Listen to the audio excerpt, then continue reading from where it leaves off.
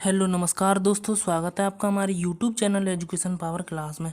दोस्तों आज की वीडियो में हम बात करने वाले हैं टॉप 5 ऐसे प्रश्न के बारे में जो आपके पॉलिटेक्निक एंट्रेंस एग्जाम के लिए मोस्ट इम्पोर्टेंट है। आज हम ऐसे आपको धाकड़ क्वेश्चन बताएंगे जो कि आपकी परीक्षा के लिए वेरी वेरी इंपॉर्टेंट है। इसके लिए मैंने पहली सीरीज़ में आपको #1 में पार्ट 1 में मैंने आपको 2 क्वेश्चन बताए हैं, बेहतरीन क्वेश्चन, ठीक है ना। पार्ट 2 में आज इसमें 3 क्वेश्चन हैं जो कि बहुत ही बढ़िया क्वेश्चन है।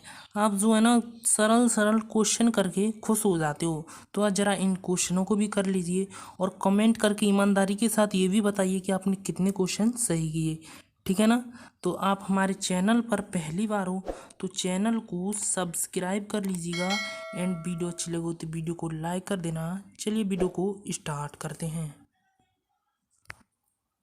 अब देखिए पहला क्वेश्चन आपकी स्क्रीन पर आ रहा है।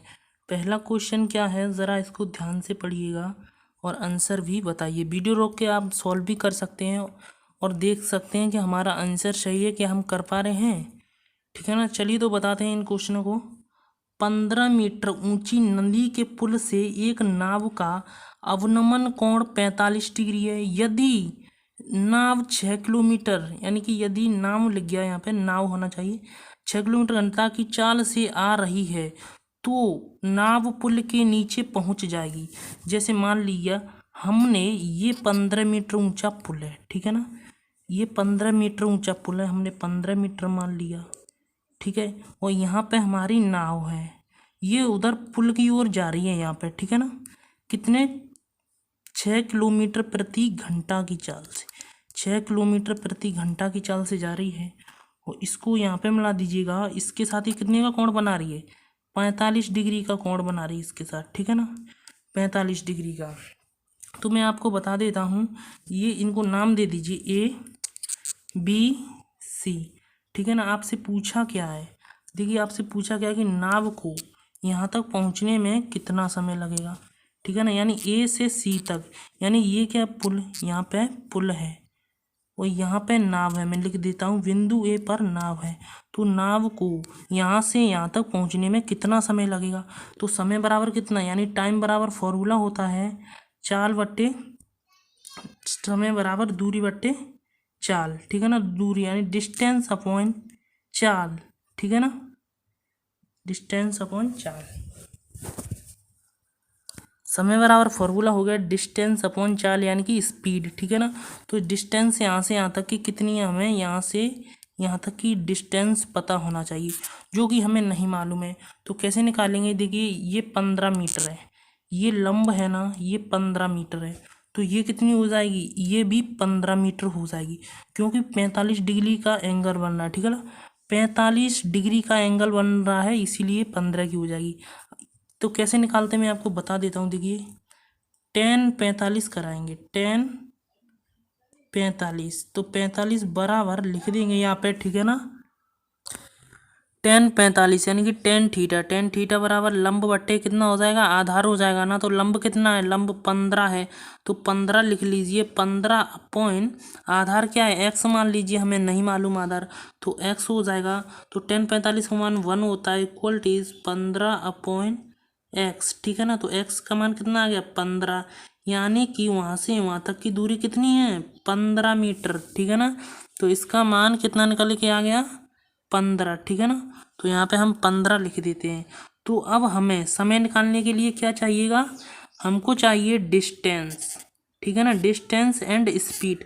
तो स्पीड हमें दे रखी है और डिस्टेंस तो वहाँ पर मान रख दीजिए। तो मैं बता देता हूँ डिस्टेंस कितनी है आपकी, 15, तो 15 अपॉन स्पीड, स्पीड कितनी आपकी दे रखी है, स्पीड है आपकी 3 किलोमीटर प्रति घंटा, ठीक है ना, 3 कितना 6, तो 6 किलोमीटर प्रति घंटा है, तो इसको हम मीटर प्रति सेकंड में कन्वर्ट करेंगे, क्योंकि ये आंसर किस में है, सेकंड में, सभी आंसर सेकंड में दिया है हुआ आपका। तो हम सेकंड में करने के लिए क्या करेंगे, मीटर प्रति 6 इंटू 5/18 से गुणा कर देंगे, ठीक है ना, 6 इंटू 5/18 से, तो कर दीजिए, यहाँ पर 18 लिख दीजिएगा, 6 से 3 बार कटेगा 18, तो बराबर 5/3 आ जाएगा, ठीक है ना। तो यहाँ पे 5/3 आ गया। 4 चाल यानी मीटर मीटर प्रति सेकंड में, यानी कि स्पीड का मान कितना आ गया 5/3। तो यहाँ पे 5/3 रखिएगा, ठीक है। अब देखिए ये पलट जाएगा ना, तो हम यहाँ पे लिख लेंगे 15 इंटू 3/5, ठीक है। यहाँ पे शायद आपको ना दिख रहा हो, मैं इधर सॉल्व करता हूँ, ठीक है ना, इरेज कर रहा हूँ मैं इधर। तो अब देखिए यहाँ पे मैं सॉल्व कर देता हूँ। कितना आ गया 15 इंटू, पलट दिया नीचे वाला, 15 इंटू 3/5। तो 5 से ये 3 बार कटेगा, 5 से 3 बार। तो इस 3 का इस 3 में मल्टीप्लाई कर दीजिए, कितना आ गया 9, यानी कि इसका 9 सेकंड आ गया, ठीक है ना। तो 9 सेकंड इसका कौन से वाला आंसर करेक्ट हो जाएगा, अर्थात इसका ए आंसर करेक्ट हो जाएगा। इस वीडियो का आपने पार्ट 1 नहीं देखा तो पार्ट 1 वीडियो के डिस्क्रिप्शन में लिंक है, जाकर आसानी से देख सकते हैं, ठीक है ना। चलते हैं अपने अगले क्वेश्चन की तरफ। अगला क्वेश्चन क्या है, और देखिए एक उड़ती हुई पतंग की डोर धरातल के किसी बिंदु से 30 डिग्री का कोण बनाती है, तो डोर की लंबाई 100 मीटर है। डोर में कोई झोल नहीं है, तो पतंग की ऊंचाई, झोल मतलब जब पतंग आप उड़ाते हैं ना, तो डोर किस प्रकार की होती है, टेढ़ी मेढ़ी होती है, ठीक है ना। लेकिन उसमें झोल नहीं, मतलब एकदम सीधी डोर है, ठीक है ना, इस प्रकार से सीधी है। यहाँ पर आपकी पतंग है, हमने मान लिया, ठीक है। तो यहाँ पे इसको ऊंचाई है ये पतंग की, ये आधार हो गया ना, ठीक है। यहाँ पर आप हैं, तो इस बिंदु का नाम दे देते हैं, जैसे ए बी सी, सी ऊपर हो जाएगा, ठीक है ना। तो ये इसकी डोर की लंबाई कितनी रखी 100 मीटर, ठीक है।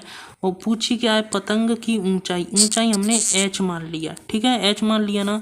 तो अब देखिए ये लंब हो गया, ये वाला लंब, ये वाला कर्ण है। तो लंबवती कर्ण किस में आता है, यानी कि साइन में आता है। तो हम रख देंगे साइन 30 डिग्री। ये एंगल आपको 30 डिग्री का दिया हुआ है, ठीक है ना, धरातल से 30 डिग्री का कोण बनाती है। साइन 30 इक्वल टीज कितना हो जाएगा, लंबवती कर्ण यानी कि h/100। साइन 30 की वैल्यू कितनी होती है, 1/2 होती है ना। तो 1/2 लिख लीजिए, 1/2 इक्वल टीज h/100, 100 लिख दिया ना, ठीक है। तो इससे 50 बार कट जाएगा, इससे 50 बार। तो h की वैल्यू कितनी आ जाएगी, h बराबर 50, अर्थात पतंग की कितनी ऊंचाई पर है, 50 पे, ठीक है ना। हमें इस ऊंचाई निकालनी थी, ये पतंग की यहाँ पर उड़ रही है ना, तो ये पतंग की ऊंचाई कितनी आ गई, 50 मीटर आ गई, अर्थात इस क्वेश्चन का बी आंसर करेक्ट हो जाएगा। चलते हैं अपने अगले क्वेश्चन की तरफ। अगला क्वेश्चन देखिए, अगला क्वेश्चन, एक वृत्त का क्षेत्रफल, ठीक है ना, क्वेश्चन को ध्यान से समझिएगा तभी समझ में आएगा। एक वृत्त का क्षेत्रफल आपको दिया है 100 सेंटीमीटर स्क्वायर, उसके केंद्र से 6 सेंटीमीटर की दूरी पर एक जीवा की लंबाई होगी। तो क्वेश्चन को ध्यान से समझिएगा, मैं एक सर्कल बना के दिखा देता हूँ आपको, ठीक है ना। तो ये मान लीजिए यहाँ पे आपका सर्कल है, ठीक है ना। तो यहाँ से आपको क्या बोला है, केंद्र से एक जीवा पर एक लंबाई यहाँ पे कि 6 सेंटीमीटर है। यहाँ पर आपकी जीवा है, ठीक है ना, ये जीवा है, और यहाँ से ये 6 सेंटीमीटर आपका क्वेश्चन के अनुसार दिया हुआ है, ठीक है ना।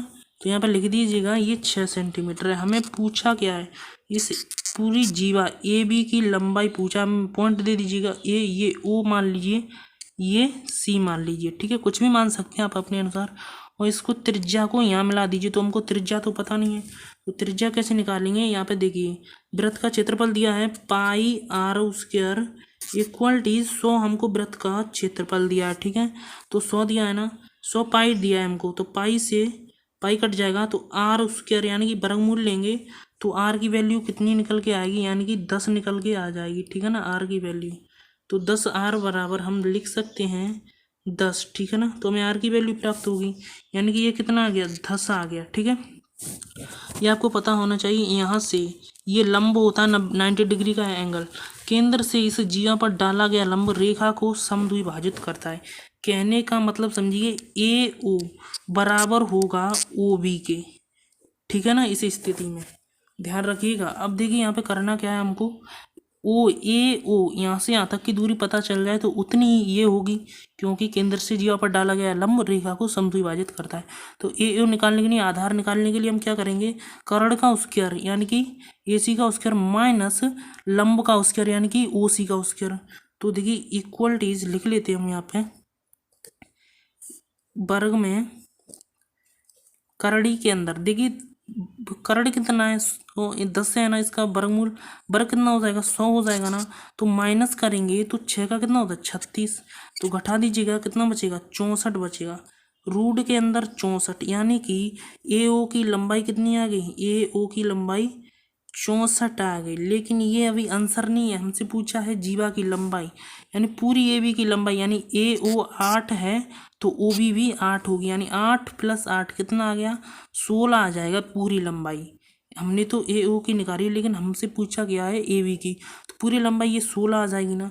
अर्थात इस क्वेश्चन का 16 आंसर करेक्ट हो जाएगा। एक ऑप्शन दिया नहीं है, 16 लिख लीजिएगा यहाँ पे, ठीक है। इस क्वेश्चन का 16 आंसर करेक्ट हो जाएगा।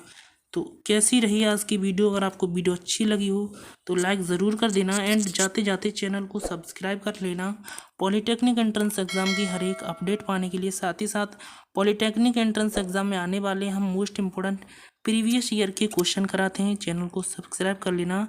मिलेंगे अगली वीडियो में, थैंक यू।